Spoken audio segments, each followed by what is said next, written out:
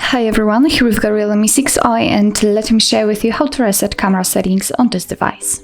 So first of all, obviously we have to enter the camera app, and I hope that you can see the grid lines I've applied before starting the recording. It is because I would like to show you the actual evidence that the reset option will work.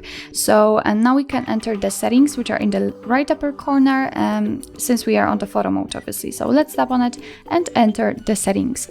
Now we have to scroll down to the very bottom and tap on Restore to Defaults. Again, tap on Restore to Defaults, and actually nothing happened. But after getting back to the camera, you can see that the grid lines simply disappeared. So it means that we just successfully reset all camera settings, and it just got back to its actually defaults. So this is it. This is how to reset camera settings in your REALME 6i. Thank you so much for watching. I hope that this video was helpful, and if it was, please hit the subscribe button and leave the thumbs up.